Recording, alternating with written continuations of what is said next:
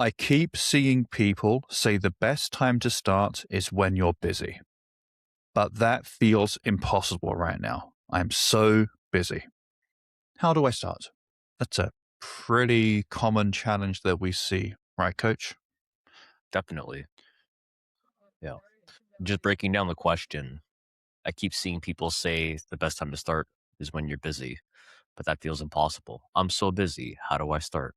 Think of all the identity statements in this question, right? I'm so Yep. busy. Yes, you are. Hmm. I'm also busy. I'm not as busy as a parent would be. I have a cat, but I don't have kids, and that's way busier than, you know, people who have cats are, I would imagine, depending on the individual, obviously. Yeah. So you're kind of putting yourself in a position already where, you're setting yourself up for failure out of the gate. Yeah, of course you're busy. At the Yeah. same time, there's no time like now. And you're only going to get busier in terms of what your schedule is going to demand from you. So sure, it feels impossible. However, what do you think this entails in terms of how much effort needs to go in it? And why do we have to change every facet all at once? You don't have to right away start working out 3 times a week, 1 hour a day, drink all the water, eat all the fiber, track all the calories. Like you're looking at the entire staircase, which is overwhelming, which is why you feel like you don't have the time to do it. Versus what is the one smallest actionable step I could implement here that's going to translate to me being able to see any sort of progress or momentum that I can build on over time. the dangerous thing, the dangerous thing about saying I'll start when I'm less busy is that, yeah, there are going to be some periods coming up where you won't be as busy. But it's dangerous because what you're also saying to yourself is, I'm just going to stop again when I get busy again. That's the danger in that statement, right? You're, it's kind of self fulfilling. You're setting yourself up to, yay, you'll start maybe in a month for a couple of weeks, then you'll get busy again. And because you've told yourself this story, you will stop again. That's the danger here. And so you're never, ever going to build enough consistency for this to become a habit so that you just do it whatever is happening. That's the danger. You are not allowing yourself to build that habit because you're telling yourself, not only am I going to wait for perfect conditions, but I'm going to stop again when conditions are not perfect anymore. The phrase that comes to mind whenever this question was, you have 1,000 problems until you have a health problem. Then you have one problem. And all of a Ain't sudden that your the schedule truth? gets really free really fucking fast. All of a sudden, Yeah. everything gets dropped, work gets canceled, everything gets put to the wayside because, and not to be that fear monger, but to be real. Like, yeah, if you're in the hospital, you're not thinking, when am I going to get back to work? It's, when am I going to get back on my feet? Yeah, exactly.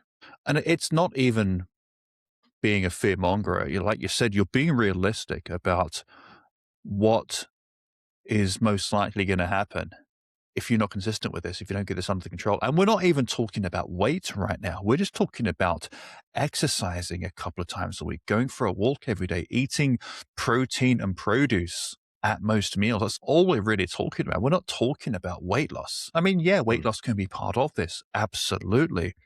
But we're just talking about the basic, simple habits that we should all be doing if we want to increase that health span, right? The amount of time that we end up with at the end of our lives where we are healthy and independent.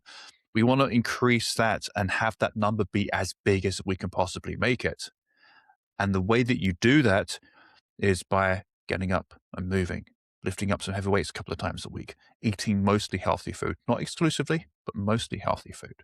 Hmm. It's not super complicated what we ask people to do. We always say, look, it's simple, but it's not easy. And that's where being busy comes into the it's not easy part of that phrase. Hmm. Because, yeah, if you go into this thinking that it's going to be easy because it sounds easy, no, it sounds simple. It is simple. We are not overcomplicating anything. We're not doing anything like, oh, you have to carb cycle a couple of days a week. You've got to do intermittent fasting 5 days a week. You've got to do HIIT workouts on these specific days and these specific times to match the high carb and the low carb days. We're not doing anything complicated like that. Two things came to mind here Yeah. when you were talking. One, in terms of being busy and you have no time to prioritize this stuff. Okay. So if you were to put this on the back burner and let things take its course based on the current actions that you're taking, are you then going to have time to go to the doctor for a checkup once a month to get a prescription refilled and then go get that prescription and do all the things that come with needing to improve your quality of life because you haven't been doing these things? Go see a chiropractor, physiotherapist, osteopath, RMT, all the things that come with maintenance that are trying to reverse the things that you have not done. Right. So that's also going to tie into what busy looks like further down the line as well. The second thing that I had thought of about this was we all have worked with that one employee or that one coworker where you're just like, fuck, I know this person is just looking busy for the sake of fucking being busy. What is busy really? Because are you just busying yourself for the sake of avoiding the other things that you don't need to fucking go dust the baseboards right fucking now? You know what I mean? Like, what are you really busying yourself with? Is it a 10 out of 10 thing, like right now this has to get done, or is this a thing that can be done later? There was something I came across the other day on social media. It said, understand that some things are, the relationships you have with some things are either two categories. One is rubber and the other is glass. The stuff that's rubber can bounce back if you drop it. Okay. This is like work, things that don't, like, obviously work matters, but things that can always bounce back if you were to reprioritize them. But there's certain things that are like glass. If you drop them, they break, they fall, they shatter relationships, your health, these kinds of things. So categorizing those two things into those individual buckets let you know, hey, actually, you know what, this is something I really need to prioritize right now. I think it's just helpful to conceptualize that in a bit more in terms of like establishing priorities. Yeah. I think the rubber priorities, they can feel more urgent in the moment than the glass priorities. But the problem is that you can keep pushing off those glass priorities, but when they break, you're kind of fucked. Exactly. Right? You're kind of fucked. And this is to do with short-term and long-term consequences. Like if you don't respond to an email from work this evening, let's say an email comes in at 5:01 p.m. You should be done for the day, but you spend half an hour when you could have been working out replying to that email. It could have waited until tomorrow, but maybe your boss would have said something. There would have been an immediate short-term consequence. There's no real immediate short-term consequences of skipping a workout, of not eating enough vegetables. I mean, yeah, maybe your energy is going to be a bit lower, but there's going to be like no real, oh, I should have done that kind of consequence. That happens in 5, 10, 20 years when your doctor diagnoses you with something. That's when it happens. And most of us, and I think we've all done this, you and I, I'm sure, have both done this, and I'm sure we continue to do it with certain things constantly. We address those rubber priorities. We forget about the glass priorities. We just like deprioritize them and we keep putting them off and putting them off. And then, oh shit, to get out of this, it's going to take a damn lot of fucking work if I can even fix it in the first place. Yeah, I think that's a good way to look at it as well, where the rubber stuff can bounce multiple times. You got one with the glass stuff. Yeah. Right. Yeah. This also comes back to a theory that I heard years and years ago. I don't remember who said this, but I really liked it. They said that the universe balances out, like pleasure and pain, for example. And if we voluntarily balance things out, it does feel more challenging in the short term. But if we let the universe balance stuff out for us, it's going to feel way worse in the long term. Choosing too much of the pleasure over the pain. And for example, maybe that example is choosing to wake up on time or choosing to go to bed on time, wake up on time and do an early morning workout. Like that is voluntarily choosing the pain. We don't want to do it, but you do it anyway. And so if you're taking on that pain voluntarily. You're choosing to work out. You're doing that voluntarily. You're choosing to go to bed on time, to wake up on time. You're choosing to eat mostly healthy food. And then when you want some of the pleasure in life, it's not a problem because everything is balanced out. You have this 80-20 moderate place locked in, basically. And of course, there's no guarantees in the long term. Of course, there could be genetic components that you just don't know about at that point, but you're giving yourself the best chance. But somebody who is never choosing the pain, never choosing to go to bed early or to do the workout or to eat the healthy food and making the easier choices of doing the convenient things, ordering the pizza, ordering the takeout, and they're not voluntarily taking on any of that pain. Yeah, the universe is going to return that pain to you again in 5, 10, 20 years, and it's not going to be an amount of pain that feels fair. Okay, so if you voluntarily take it on, the pain is less than if you do not voluntarily take it on and you allow the universe to give it back to you and balance it out in its own way. Yeah, I like that. It's pretty profound. And since you didn't source anybody, I'll take credit for it. Cool. Just kidding. Put it in your book, yeah. I think you're referencing pain here, and pain versus pleasure. I would go as far. We can say suffering too, right? We can say suffering. Yeah. We're not talking about like literal like joint pain in a worker. We're obviously not talking about that. We're talking about making the harder choice, doing the thing that you don't want to do. That's the pain. Yeah, and this is what I want to bring up about it. It's pain versus pleasure. So it doesn't initially start as pain. It starts as an inconvenience or a discomfort or friction. And then the more you avoid that, the further it goes down that spectrum. It goes from inconvenience to discomfort, then discomfort to pain, then pain to unbearable, where now you are forced to do something. So you can either make the decision voluntarily, or you can make the decision involuntarily, where it's something that has to happen now. So you get choice. That's one of my grade 10 teachers, Mr. Rinaldi. He was one of these guys that just kept saying these few phrases, like myself, obviously, where he would always say, one of my friends would show up late to class, and we knew that he was going to say this exact phrase: life is about choices. Just always be, life is about you chose to do something else that got you here late. And it would be with everything. Oh, you got that mark on your, well, life's about choices. What did you choose instead of studying for this exam? Right. So, and that's the truth of it too. It's about choice. Yeah, sure. There's some choices that, you don't necessarily have a say in by circumstance, etc. I'm not, ignorant to that. However, there are easier choices to make that still give you an opportunity to plant your flag to say, hey, I'm putting my health here first, and having that decision for yourself. Yeah. By the way, I also fully understand how difficult it is to start to make that choice, the harder choice, when you're in your 40s and you haven't been consistently working out since your early 20s, let's say, or maybe not ever. You have kids, you have a demanding, stressful job.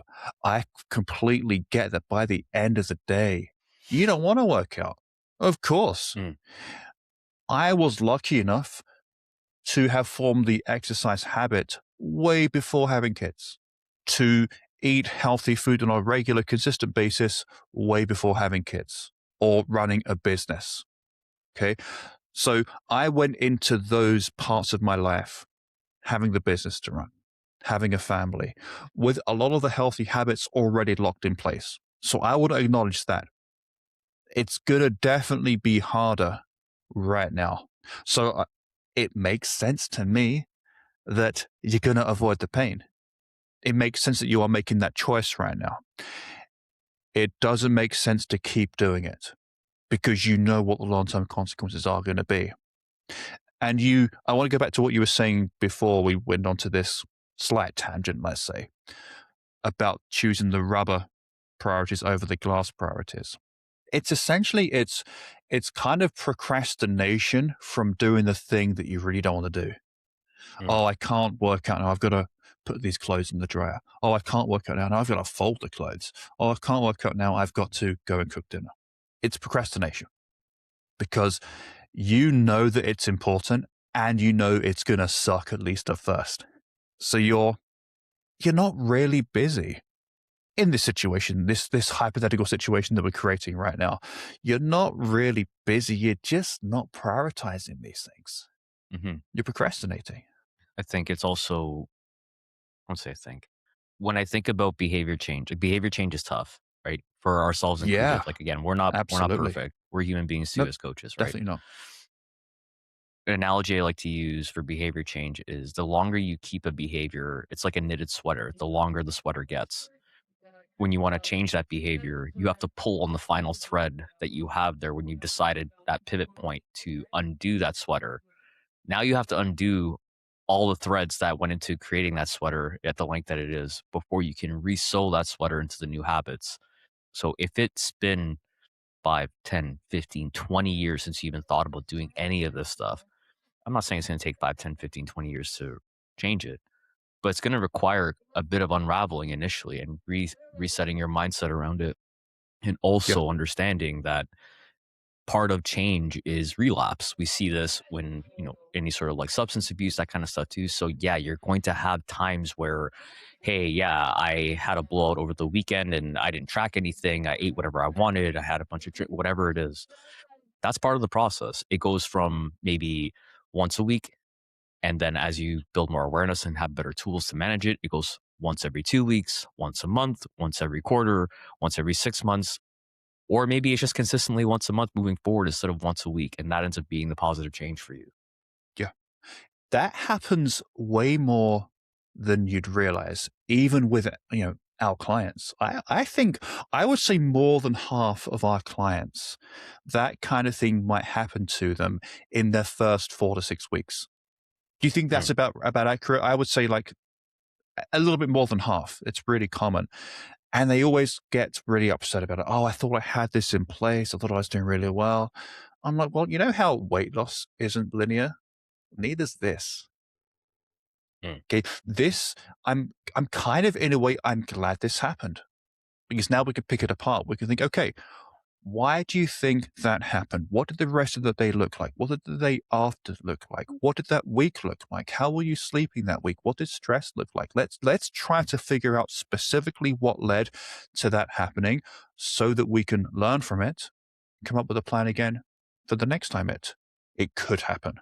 So there's nothing wrong with this kind of thing happening to you, to like relapsing, so to speak. As long as you can have that growth mindset of, okay, it happened. What can I learn from it?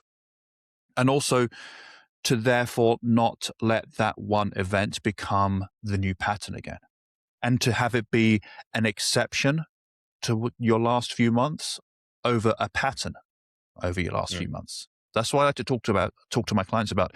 Is this a pattern that we're seeing or is this an exception? And it's always an exception to what's been going on in their first 4 to 6 weeks of working with us. mm. Yeah. You can frame it as well, or in another way as, you're going to have your consistent bills you have every month, your Yeah. utilities, your mortgage. Yeah, sure. They're going to vary a little bit. Uh, but when you look at other expenses you have that come up, really cool event came up. You want to go to this concert. Awesome. You go. And you don't then say to yourself, oh man, like I spent a bit more money than I thought I was going to, it's all over, just wrap it, let's just empty the bank accounts, call it a day, sell the house. Like, no, you're not. What? It's Yeah. ridiculous. It's Yeah. ridiculous. Yeah. For sure. You have these moments where, okay, we are, I've always said this to all of our clients, the reason in why we're doing this at all is to be able to enjoy life, not to Mm, restrict ourselves. We want to be able to improve our self control and make better decisions so that we have more margin for when we have those opportunities to experience a new food or try a different type of drink or go on vacation and not think about working out or any of these habits per se and kind of get away with it a bit more. You're building more leeway for when you have those moments where you want to enjoy things in a bit more of an indulgent way and not have severe consequences around it.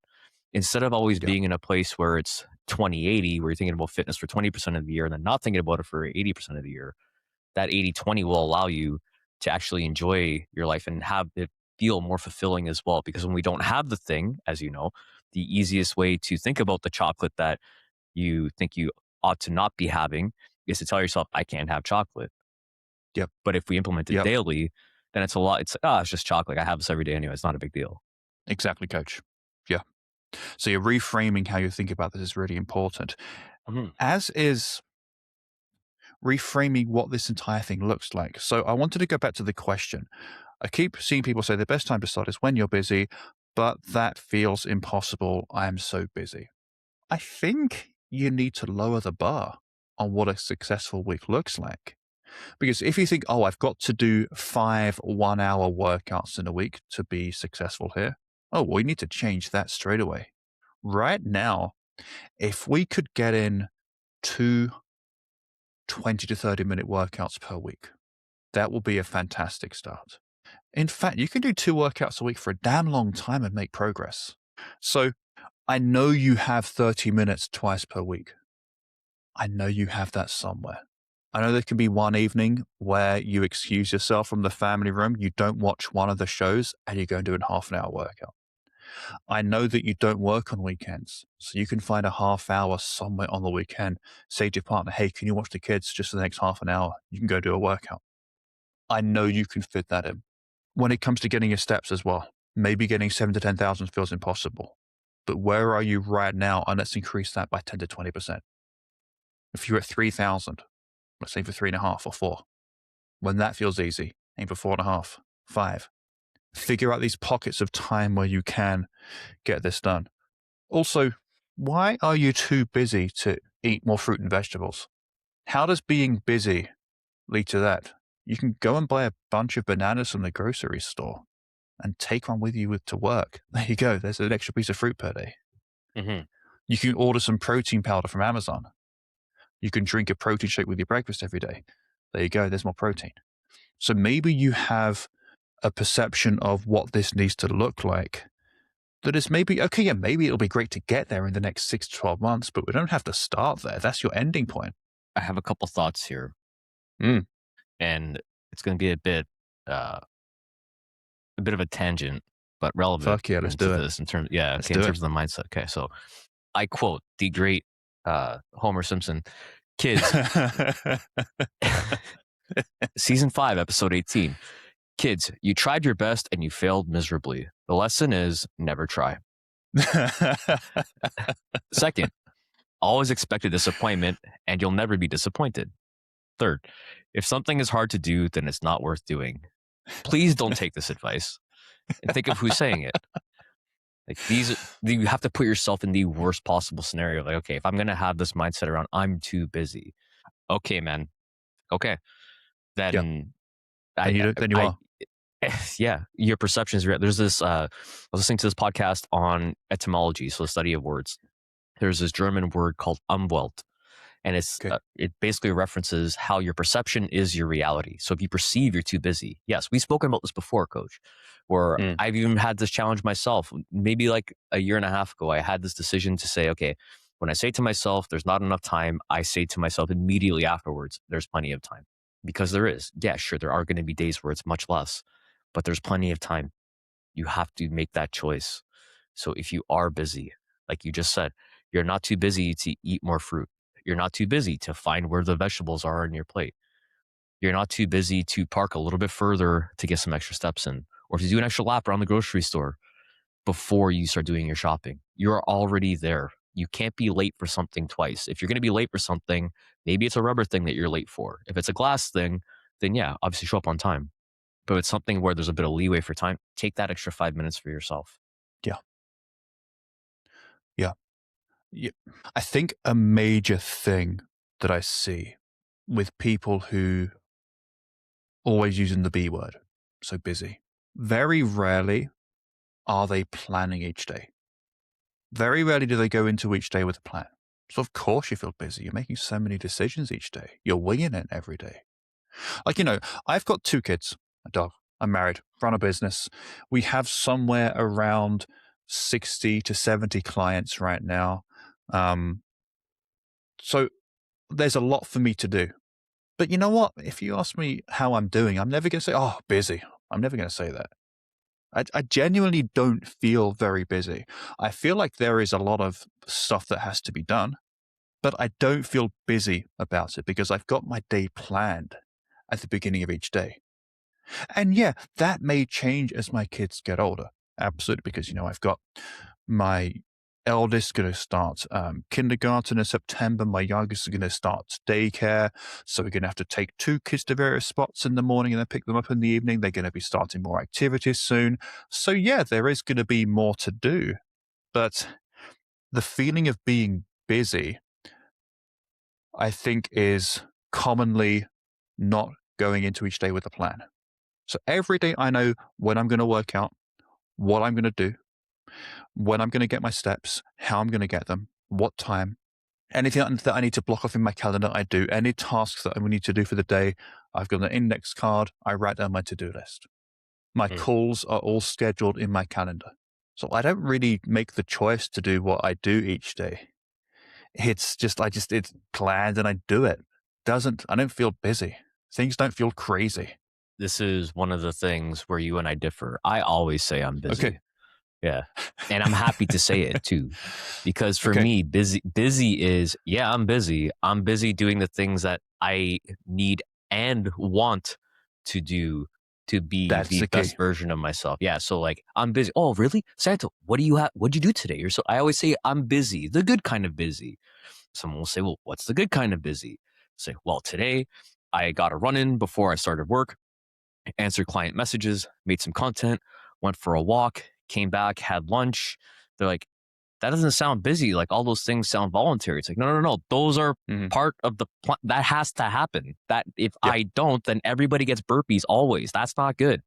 Like it has to be part of it is how do we integrate the people who find ways to integrate the habits we're talking about are the Mm, ones who have the most success long term. Yes, we all have the yep. same 24 hours to a degree. Some are more intense than others. Sure.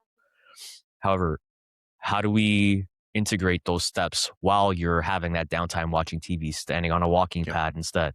How do we, like you just mentioned, add more fruit or veg to your plate so this way it's a little bit more nutritious, add a bit more fiber, Yep. translates to better digestion. All these things can happen. It's one of those circumstances where that busyness translates into stress that then puts you into a place where now you're in this either fight or flight or this upregulated nervous system that then also lends itself to you not being able to see any sort of problem solving capabilities with the challenge you have in front of you. The easiest way to be creative in being able to find a solution to your challenges is to tone things down, relax, step away from it for a moment. That's saying you can't read the label when you're in the jar. You're literally in the problem. You're not gonna outthink your way out of a thinking problem. You have to step away Yeah. from it. Give yourself that moment or opportunity to come up with a solution. And sometimes that means stepping back, taking a second, having a breath before you try to come up with a solution versus in the heat of it, trying to figure out what to do about it. Absolutely. Yeah. I think a lot of people as well maybe are genuinely very busy, and that's on them because they can't say no. I think that's way less common than like just not planning each day. I've worked with people, I've spoke with people who are just overcommitted, who keep saying yes to things. I mean, I've spoken to people before who've told me, oh, their kids, they got practice 3 nights a week. They don't finish until 10 p.m. Then we don't get back until 10:30. They're not asleep until 11:30. Then they have to wake up for school the next morning at 6. I'm like, well, hang on. Unless my kid's going to be a professional hockey player, that ain't happening. I'd be like, no, you're not doing that. You need to sleep. And I'm not going to be picking you up from fucking hockey at 10 p.m. and then not being asleep until 11 o'clock midnight and getting it by on 5 or 6 hours of sleep. That just ain't happening. I'll be the bad guy for that, and I'm sure that they would thank me in a few years' time. So, and also saying yes to being on this committee or that committee when you don't have time to do it because you're already on this other committee, you're doing X, Y, and Z. So you can't keep saying yes to so many commitments. Saying no can feel awkward, but it's a full sentence, right? Every yes you say is a no to something else and vice versa.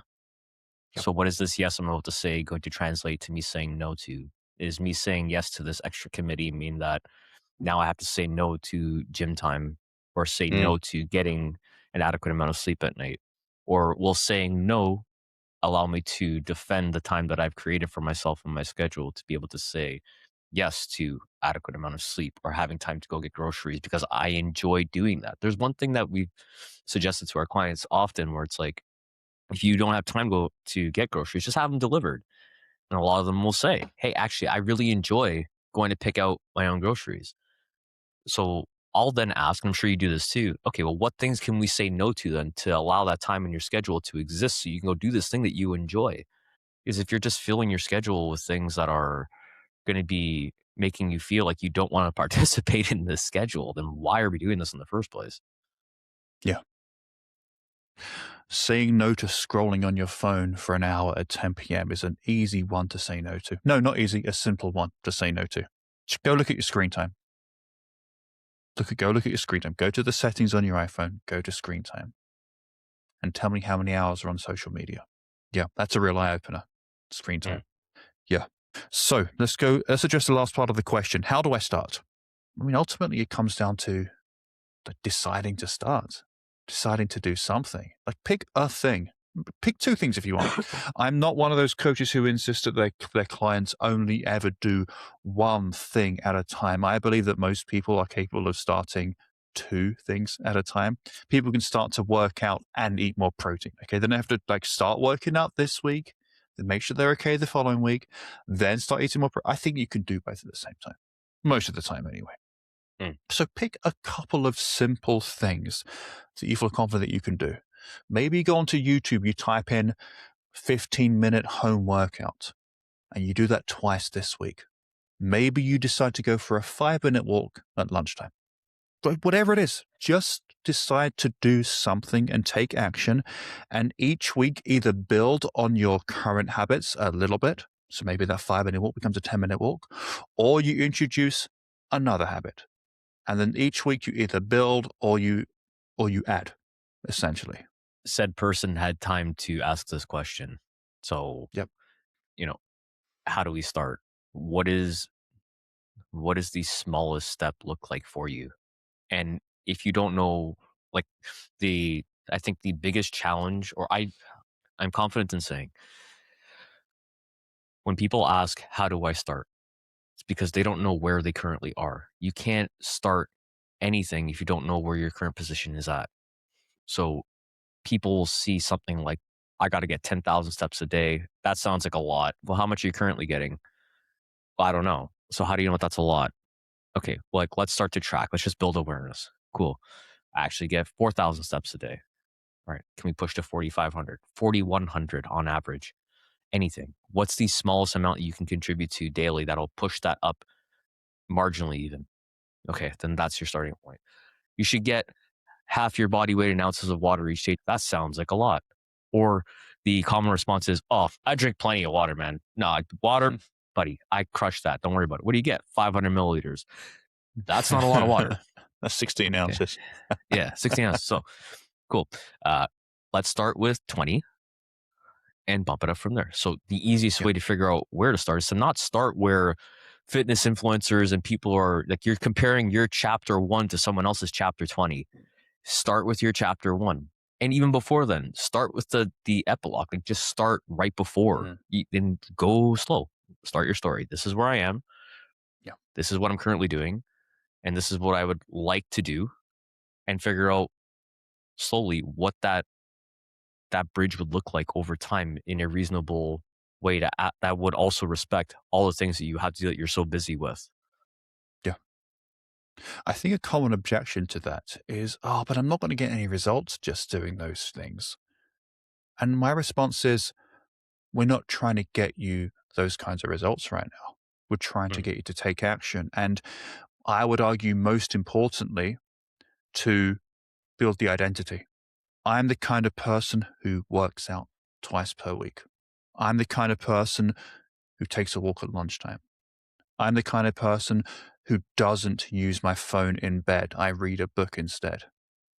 And when you start to accumulate these healthy choices, even though they might sound small, you'll start to catch yourself thinking, oh, you know what? The kind of person who does those things is probably also the kind of person who might have like a Greek yogurt bowl for breakfast. And the kind of person who does that It's maybe the kind of person who drinks water with every meal. And maybe the kind of person who does that is the kind of person who also tracks the calorie intake every now and then to see how many calories they're having.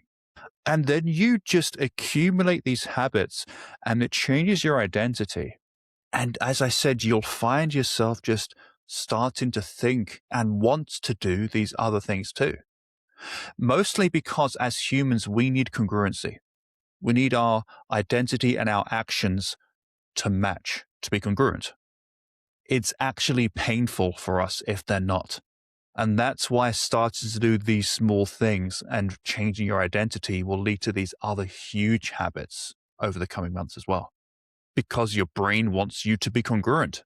One thing that came to mind here, when it comes to outcome-based approaches or outcome-based goals that you have, anything you're chasing, because you're chasing it, you are not going to get it. It's just how the universe works, whatever you want to call it. The more you chase something, the further you're pushing it away, because inherently we end up moving our own goalposts. This is just part of what we do as humans. We always want to have more. Cool. Instead of chasing the outcome, simply be the outcome. Okay, you want to be somebody who is fit, looks like they lift, gets great sleep, has good energy, is positive, all these things. Cool, be that. Why do you have to wait until a certain point to be that? You can just fucking be that thing right now. Yeah. You want to be a healthier person. What does a healthy person do? You just spoke about this in terms of identity. Healthy person does this. Okay, does that this? What is the gap between your current intention, your behaviors, and how do we bridge that gap? You're claiming you want to start these things. Okay, well, what's stopping you? All these things that are optional or you're voluntarily saying yes to, like we said. Okay, how do we start saying no to them? How do we start making those decisions? Someone who has the results that you're looking for is really fucking good at saying no. I promise you that. Ask anybody, and you see the next person. Say you're at the gym. Say you go to a gym and you're on a treadmill, and that's what you do, or whatever it is that you do for fitness. You see somebody who has the results you want. Ask them, how often do you say no to be here? And I guarantee you, they'll tell you very often. They say no to probably more things than they say yes to. Agreed, coach. Yeah. So set your BAMs, your bare ass minimums for when life is busy.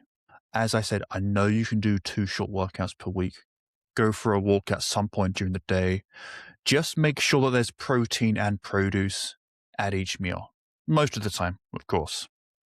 If you can do these simple things consistently when you're busy, imagine how well you're going to do during those brief periods of time when life isn't as busy, where you do have more time, where you can expand these habits, make them bigger. Maybe 2 workouts becomes 3 or 4 1-hour workouts. Maybe a 5-minute walk becomes an hour walk every day. And then when life gets busy again, you can shrink them back again. You don't stop, you just shrink them. That's what a BAM is. It's a shrunken version of your regular set of habits and lifestyle. So that when life is busy, you can still be consistent. You can still maintain the identity. And then when life is less busy, you can expand them again. I think that's really important. So figure out what the bare minimum is for you. As I said, write that down. Those are your BAMs. Even when life is busy, you can get this done. And when life is less busy, you can expand them. Should we answer one more question, coach? So why do people make diets their whole personality? It's true a lot of the time though, right? Especially I found with, it used to be just the vegans, but now it's the carnivores. They're way worse. They're way more annoying, those carnivores. Far more. I don't know why. Why is that, coach? Why do I find the carnivore people more annoying than the vegans? I don't really find the vegans annoying anymore, to be honest. I think it is easier to fool someone than to convince yourself that you're being fooled. If that makes sense. I feel like this idea that you should only have one type of macronutrient or only prioritize one type of food, I don't know, man. Maybe it's just fucking tinfoil hat where it's like, man, the government, they don't, the vegetables, they're going to get us, the fruits, the pesticides. They're scared of broccoli. They're scared of broccoli. That broccoli, man. They used to tell us it was airplanes, like wait, what? Like, what are you talking about? I don't know. Have you noticed how it seems to be aligned with politics too. Of Vegans course. tend to be on the left and carnivores tend to be on the right. Have you noticed that? You're just trying to get canceled in this podcast, aren't you? So, exactly. I want everyone to end up hating me after this one, man. Yeah, absolutely. But Uh, it's true though, right? In that it seems to be right-wing cryptocurrency bros. That's like that there's like a crossover between those people and a carnivore diet. And then there's the left wing vegans. mm. And you know what? At least the vegans have like some kind of like ethics and moral choice behind what they're doing, right? Like, they don't want to harm animals. I understand. I've got no problem with like not wanting to harm something else. That's fine. But I at least I can understand that. I don't understand the carnivores. Why are So they scared of vegetables? I'm not going to advocate for either, first and foremost, as a disclaimer. Okay. So I would also Charles say, Poliquin, though, he put it best, right? The best diet is vegan with meat. vegan with meat, 1,000%. So I would think that the argument for the carnivores would be they also have those same ethics and morals. It's just that you're trying to push back against the matrix and the programming that everyone else is trying to get you to follow, and that this is the genuine way that, you know what I mean? So it's like, cool. I think either thing that you're trying to like really run down. Look, if that was the spectrum, veganism and carnivore, the closer to the edges you get, the less likely you're going to be able to either maintain it or see any sort of benefit. Yeah. The longest, most sustainable lives in the middle. This is balance. We spoke about this. There's trade-offs for everything. Okay, you want to go more veganism from or more vegan-based diet? Cool. The protein content might be a bit more challenging to get. Cool. You want to go carnivore?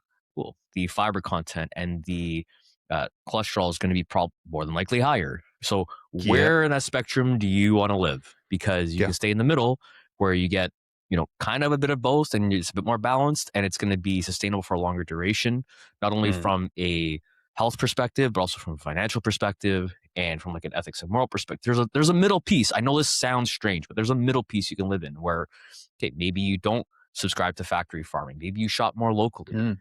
And the person you get your meat from is, the person who raised that cow. Or maybe it's from sustainable farming sources, if that's an option for you. Or so there's always a middle option. You don't have to subscribe to the extremes necessarily to advocate for what your beliefs are. Yeah. However, and that's what it is, right?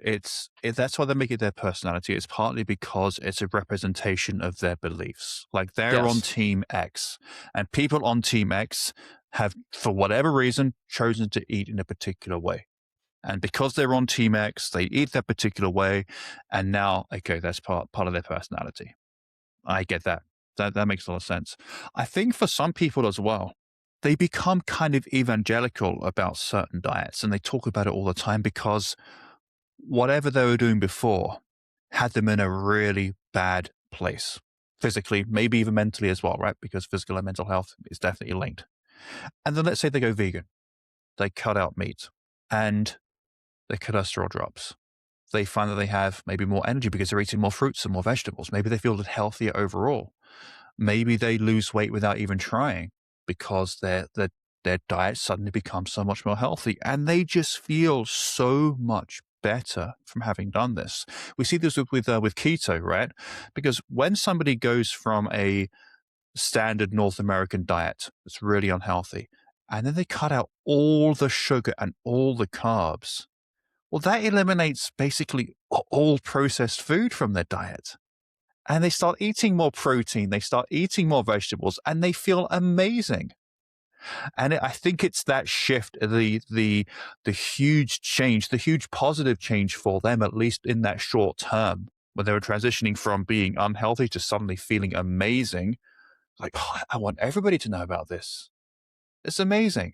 I get that. I think I've been there at certain points too.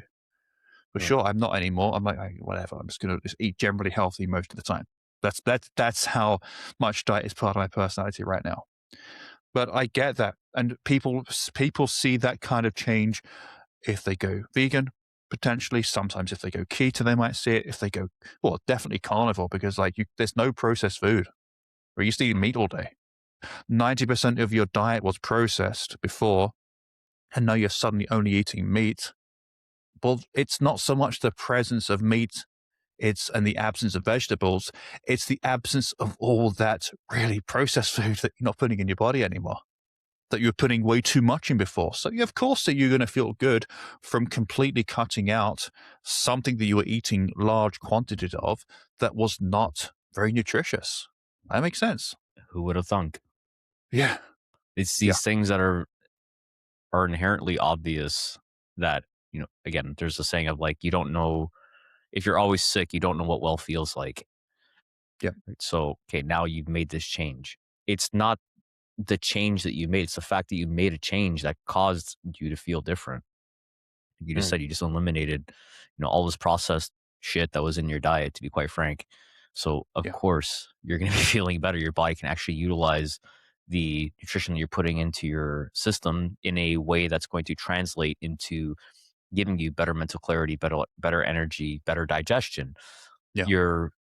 You're giving your body the fuel that is able to recognize and digest properly to turn into the macronutrients, amino acids, all the things that you need to recover properly, sleep better, have better thoughts. So, yeah, Yeah. no kidding. And then you mentioned because you made this shift to a particular uh, type of diet.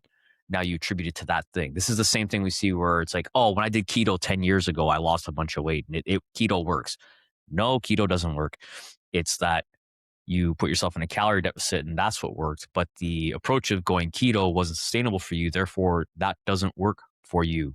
This is proof. You Yeah. just said that you couldn't keep up with it. It's not sustainable. The Mm. things that work are the things that are sustainable. So if you're able to maintain that particular diet, then that works for you. It won't, Yep. what works for you, coach, won't work for me, and vice versa. Or maybe it Mhm. will. The whole coaching process is about self discovery. What works for you? Maybe it's Yeah. vegan with some meat. Maybe it's not. Maybe it is just straight vegan, and that's okay too. But whatever does work for you and you're noticing works well, the only way to find out is to explore and try different things. Mm. Yeah. And then when you do notice something works, double down, triple down on it and own it. But Mm. also be curious to implementing other things as well. Always be tinkering and exploring different options. Mm. Yeah. By the way, vegans don't annoy me, just to be clear. I'm fine with vegans. But the Yeah, nice carnivores save. annoy the fuck out of me. Those fucking carnivores. Jeez. Okay. Awesome. Thank you for today, Coach Santo. Thanks everybody for listening. If you enjoyed this episode, please do leave a 5-star review or a like. I have figured out with the software that we use to record the podcast, I've figured out a way of making the video go from you to me, then back to both of us, just by clicking a button that I somehow missed. So it should look a lot better now on the YouTube channel. Nice. Um, I think it fixes the audio, takes out some of the pauses too. So yeah, it should start to look and sound a little bit more professional moving forwards. We still don't have any kind of intro music. We've been in this for like over a year. We have like no intro music. There's no welcome back to the podcast I hear other people do. I just like read out a question and we start talking. I mean, what do people prefer that way? What do people like in terms of podcast? I don't know. Should there be some music? Is just like starting without announcing anything. Is that a good approach? I mean, I've got no idea. What do you think, Coach? I think the way you want to do it is the best way to do it. Sure, you can optimize Yeah. things. However, if the content is good, people don't care whether or not there's music. To be quite frank, yeah, Yeah. music would be nice. I don't think it's going to make or break things. No. Yeah, just because someone else is doing, like we said, just because someone else is doing something doesn't mean you need to do it. Yeah. This is the Leaner You podcast, not the Leaner Everybody Else podcast. So. Well said. Yeah. Yeah. And to the 2 people who are still listening at this particular point, feel free to leave a comment with if you think you would like to hear some music, or if you want us to do like an actual intro at the beginning. But honestly, I'm fine with just reading the question and getting started. So that way we're not wasting any time. And I know how busy our audience is because they asked the kind of question that we answered today. So why waste their time anymore? Let's just get into it. Yeah. Anyway, see you next week. Thanks, everybody. Thanks, everyone.